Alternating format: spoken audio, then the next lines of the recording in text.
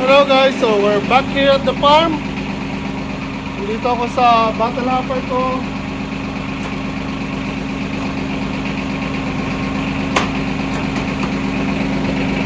And papadaanan natin ng traktora ulit yung garden sa labas. Kasi nag-uulan na naman. Kaya yun, yung mga damo naghahabaan na ulit. Uy. So,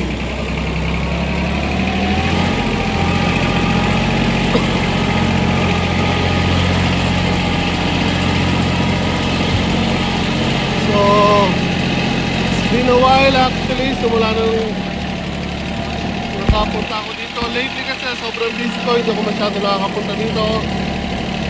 And, yan. So, last time nakita nyo to, nung naglagay kami ng pataba. After nun, hindi ko pa ito nagalaw. So, I think it's been 2 weeks mahigit na o isang buwan na ba. Wire mesh, hindi pa nadating, pero kung ditong week na to na padating, siguro in 2 weeks, darating na yun. Pero again, na-order ko na po. Lambot na lupa.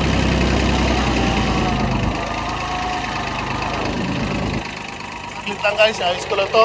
Lambot masyado na lupa.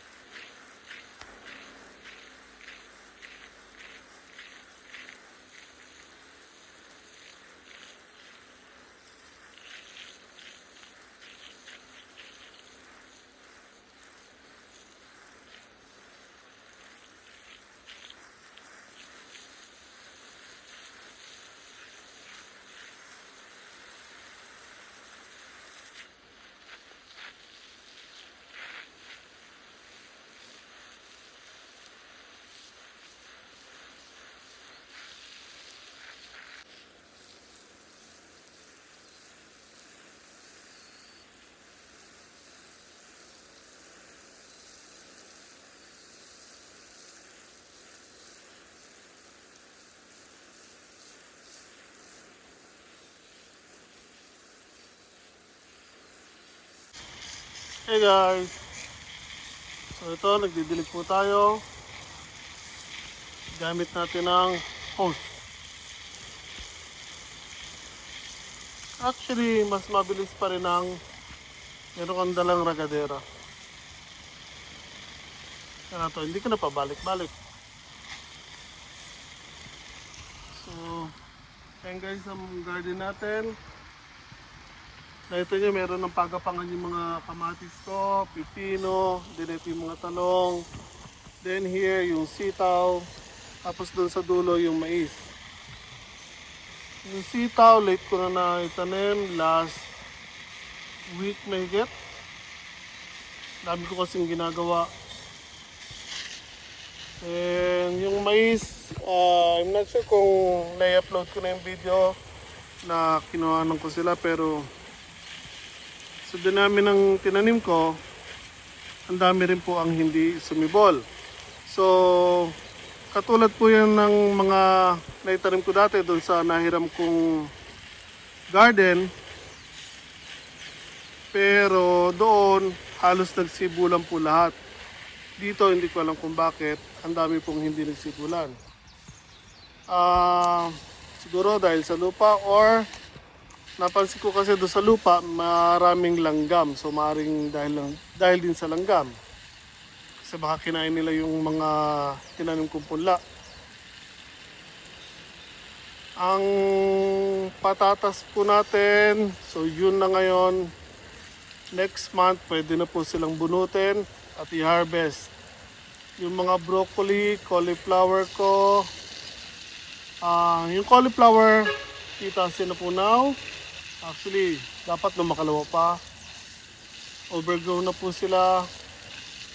Yung broccoli ko naman, wala na, nagbukahan na yung bulaklak. Kasi sobrang busy ko.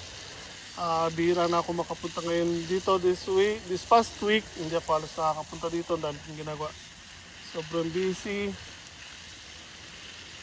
So pagkita ko kanina yung broccoli, nagbukahan na yung mga bulaklak. So hindi na sila mapapakinabangan. Carrots ko, sibulan na. Yung garden sa labas kanina, pinadaanan ko na naman ng traktora. Kasi nga yung mga damo, naghabaan na naman. And yung wire mesh na in-order ko, wala pa rin po, hindi pa rin dumadating. So hopefully next week dumating na po. Aside from that, ampalaya going strong. Ayos man yung ampalaya, pero hindi ko pa rin nagagawa ng balag.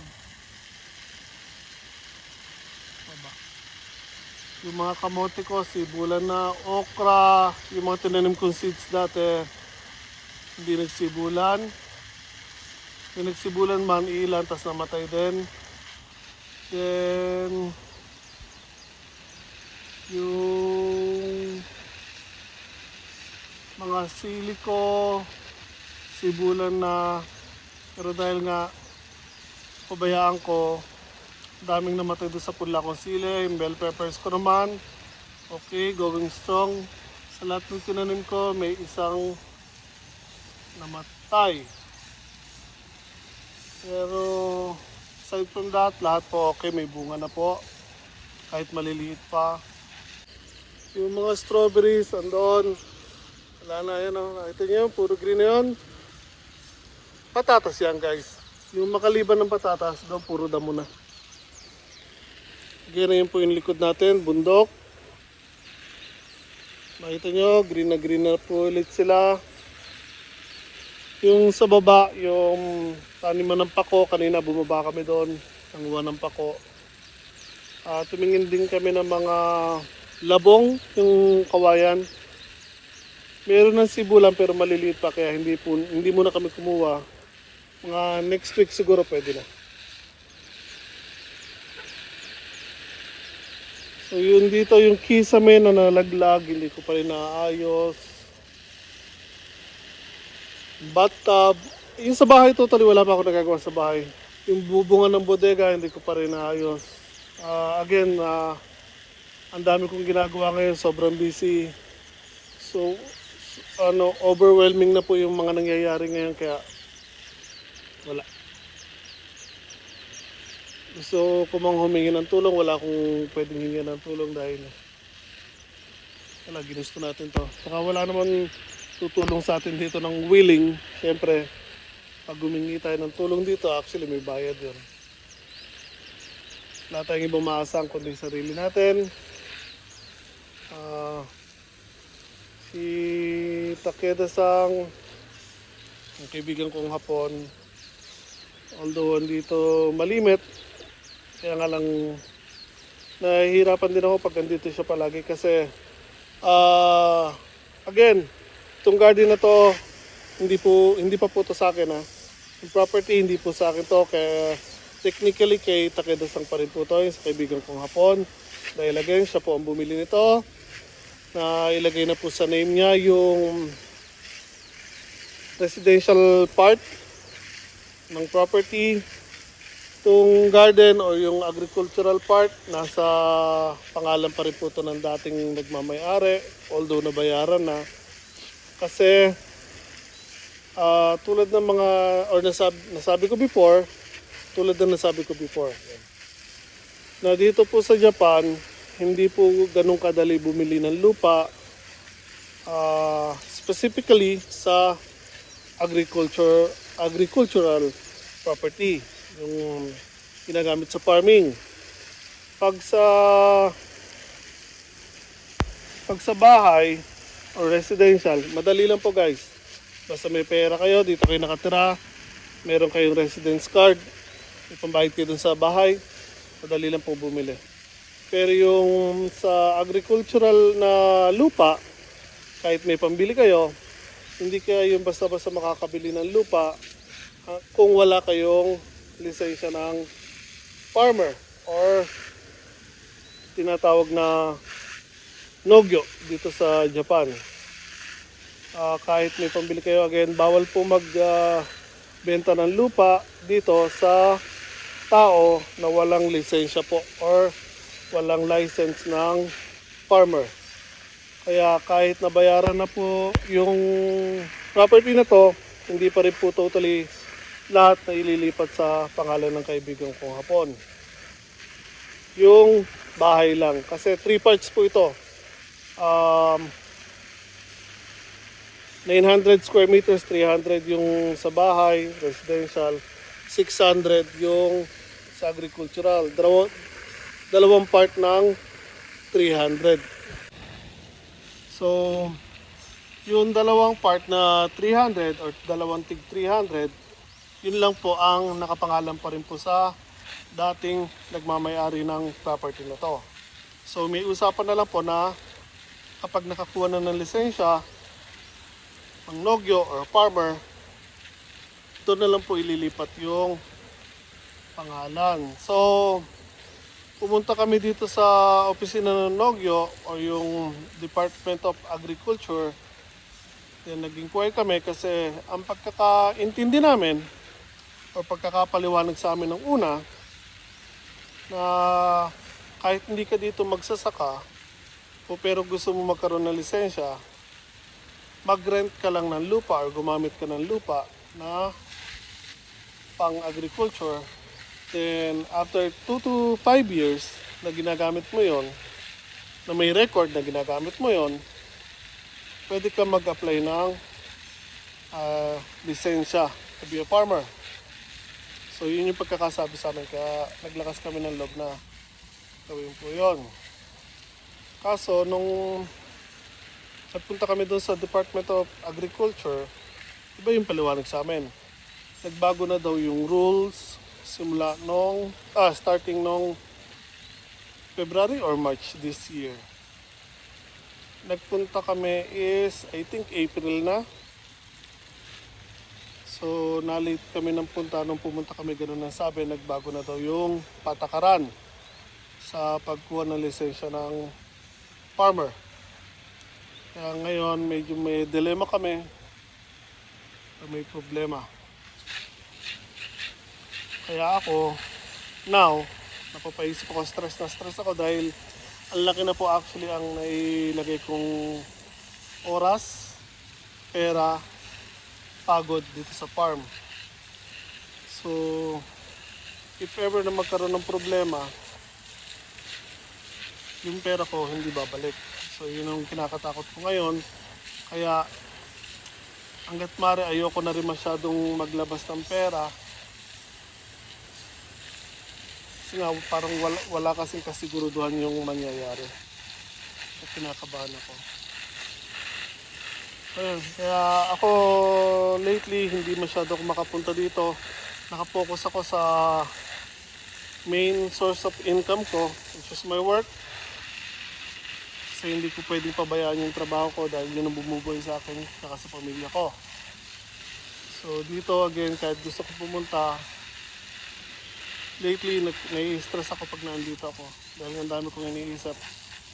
Tapos nagkakaroon kami ng conflict ni Takeda-san, hindi naman away technically. Kasi kahit sinabi niya na ako ang mamamahala or mamahala dito, siya lang ang nag-finance, meron kasi siya mga inputs na gusto niyang ilagay or gawin dito sa property. Which is okay lang naman, kaya nga lang, yung mga gusto niyang gawin, pagawa, ilagay, kakaroon naman ng conflict sa mga balak kong gawin dito sa property.